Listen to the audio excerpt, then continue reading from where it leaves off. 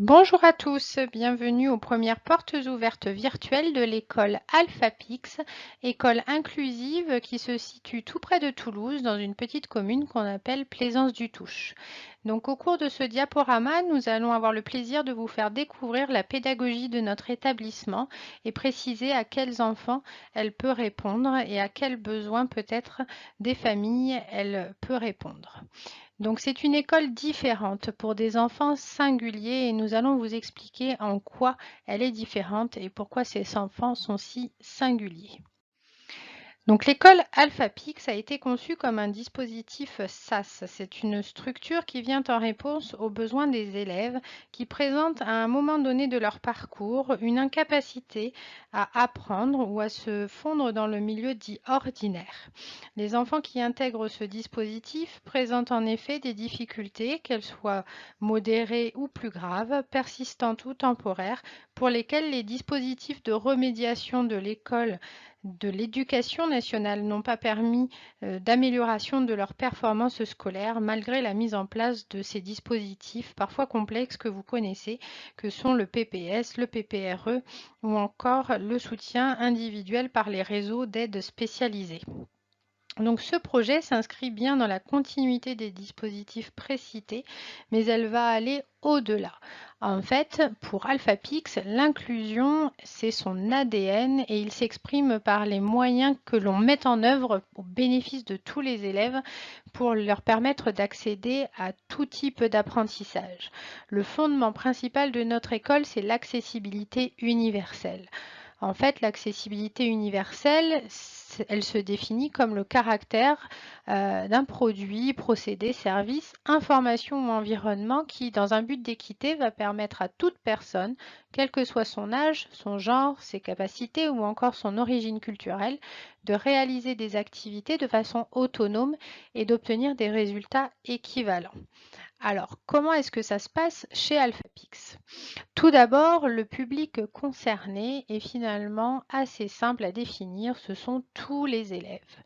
Effectivement fondé initialement en 2018 pour l'accompagnement plus adapté aux élèves dits à besoins éducatifs particuliers, c'est-à-dire ceux qui présentent cette incapacité partielle ou globale d'accéder aux apprentissages. Elle ouvre dès septembre prochain, cette école Alphapix, ses portes en grand à tous les élèves du cycle 1 et du cycle 2. En effet, les fondements de cette école sont évidemment adaptés aux élèves qui ont certains troubles ou certains diagnostics, certaines pathologies, mais aussi à tous les élèves.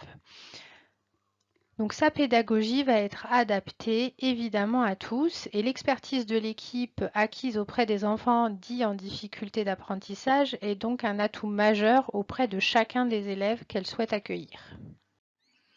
Quels sont les objectifs finalement de notre école? Ils vont être assez simples à définir, en tout cas sur un PowerPoint, parfois bien plus complexes à mettre en œuvre.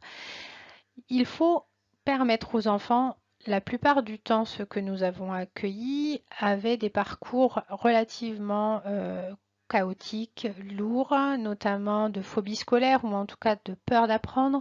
Donc il faudra les soutenir pour qu'ils reprennent confiance en eux. Nous allons viser évidemment à améliorer leurs compétences scolaires, mais cela passe évidemment pour nous par le fait de favoriser le sentiment d'efficacité personnelle qu'ils vont pouvoir ressentir dans notre établissement grâce aux différentes mesures pédagogiques qui vont leur être proposées. Mais elles ne vont pas leur être proposées comme ça, seules, d'emblée, sans qu'elles ne fassent sens pour l'élève. En fait, il va acquérir des outils méthodologiques que l'on va lui proposer, mais aussi qu'il va trier lui-même.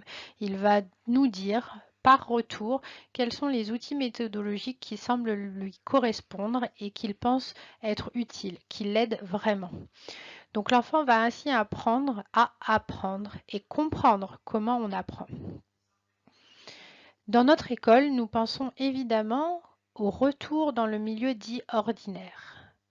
Si les enfants viennent chez nous, c'est parfois pour un temps relativement court, un trimestre, une année, parfois un petit peu plus.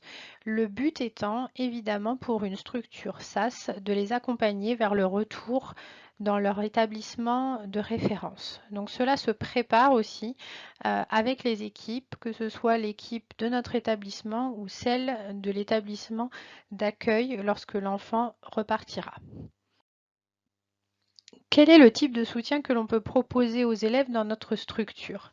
Alors ça paraît assez simple, mais pour nous, l'évidence, c'est de prendre chacune des variables de temps et d'espace qui correspond au temps et à l'espace de pensée et d'apprentissage de l'enfant. On va donc adapter notre rythme à celui de l'élève.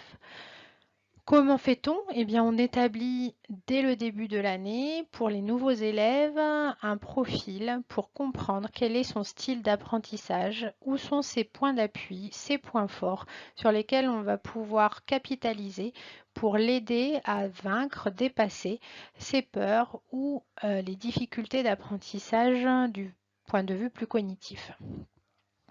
Nous allons ainsi développer un projet individuel de scolarisation adapté à chaque élève que l'on va discuter en équipe et proposer aux familles. L'élève aura lui aussi donc son mot à dire puisqu'on va l'encourager à nous dire par retour si les mesures qu'on lui propose lui semblent utiles et certainement ce qui sera important de comprendre, c'est dans quelle mesure ces aides sont intégrées par l'enfant lui-même et mise en œuvre ensuite de façon autonome par l'enfant au cours de ses apprentissages. Nous allons de ce fait utiliser les innovations que l'on connaît dans différents domaines, que ce soit les aides humaines ou les aides technologiques. Le point d'appui important dans notre école, c'est celui du numérique. On sait l'intérêt du numérique pour les enfants. Cela permet notamment l'augmentation de la capacité attentionnelle chez les apprenants, également une accessibilité accrue pour les enfants les plus en difficulté notamment, grâce aux aides techniques. Nous utilisons certains types d'ordinateurs que nous avons choisis avec précaution, notamment qui ont des écrans tactiles. Nous avons également choisi des logiciels qui sont facilement accessibles pour tous les élèves et certains logiciels qui peuvent permettre une compensation de certains troubles comme dans le cas de la dyslexie ou de la dyspraxie.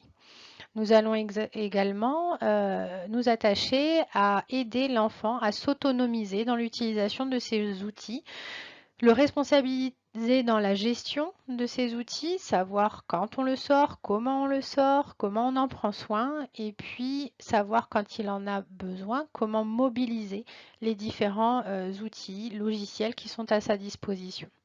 Le but de l'appui du numérique, ce n'est pas de passer son temps devant les écrans, mais c'est évidemment de réduire la charge cognitive, notamment en cas de double, triple, voire plus parfois de tâches qui sont en concurrence.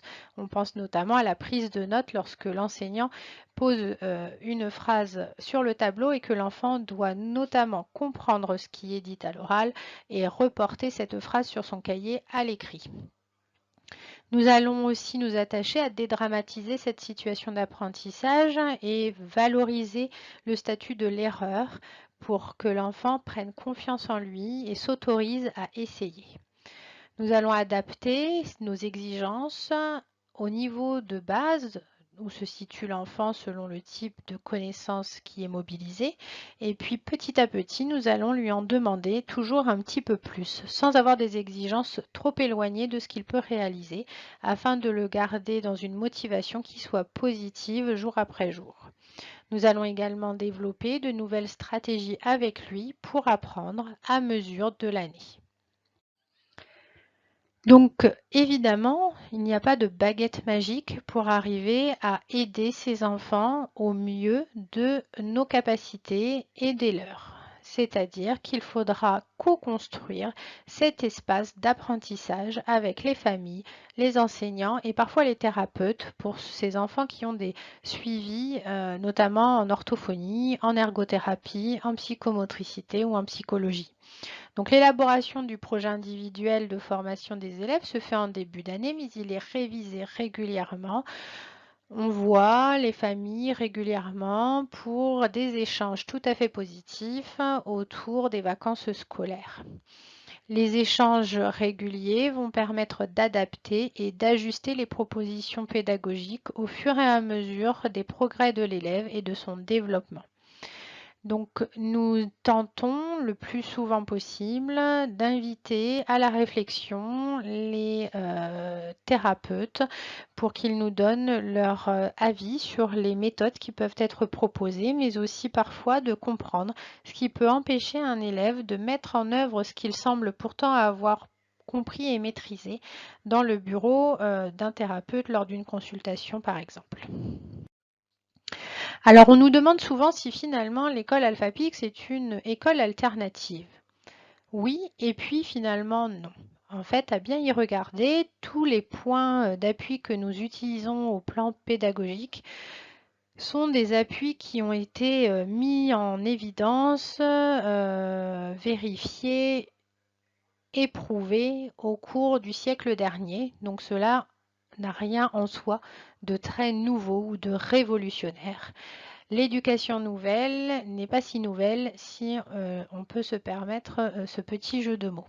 Donc évidemment, notre école va se baser sur des méthodologies, des pédagogies qui ont été proposées par des grandes figures que certains connaissent comme Maria Montessori, Freinet, Claparède ou d'autres, mais on va choisir ce qui semble le plus adapté au sein de ces différentes écoles ou courants de pensée et l'ajuster au plus près des besoins de chacun de nos élèves. Nous avons aussi à cœur de motiver les élèves en les faisant travailler en groupe et en prenant en compte que l'apprenant n'est pas simplement, comme on dit parfois, un cerveau dans une boîte crânienne. C'est un enfant dans tout ce qu'il vit par ailleurs, donc au sein de son groupe de pairs, mais aussi avec sa fratrie, dans sa famille. L'élève vient avec un contexte dans notre école et ce contexte doit être entendu, il doit être mobilisé pour en tirer les meilleures informations possibles pour lui permettre d'accéder au savoir que nous lui proposons. Alors comment, de façon matérielle, cela se traduit? Nous allons vous proposer quelques images qui sont issues donc de notre établissement où vous allez pouvoir vous rendre compte que notre classe a été mise en place en pensant à ce qu'on appelle la configuration flexible mobile de l'espace, c'est-à-dire que les élèves sont tout à fait autorisés à bouger, ils peuvent aller et venir, ils peuvent s'installer de façon variée sur des petits coussins, des poufs, des chaises adaptées, ils peuvent même pédaler pour certains, afin de favoriser leur concentration et leur mobilisation, le mobilier a été scrupuleusement choisi. Les modalités de regroupement aussi, puisque nous sommes sur du multiniveau, donc les petits groupes sont organisés en fonction du type de tâche qui va être proposée. Et puis, si celle-ci mobilise davantage la mémorisation, par exemple, eh bien, on constituera des groupes selon les difficultés de mémorisation et donc des moyens de compensation qui doivent être proposés. Nous avons pour cela deux grandes salles que l'on peut reconfigurer à mesure de la semaine. Probablement qu'une salle sera dédiée plus spécifiquement à la rentrée prochaine à une classe de maternelle. Ces salles sont basées sur la possibilité pour les élèves aussi d'échanger entre eux et de travailler, de co-tutorer. Nous avons également une salle que l'on a appelée la salle Apprendre à apprendre, la salle qu'on a appelée la salle des sortants et une salle pour le retour au calme.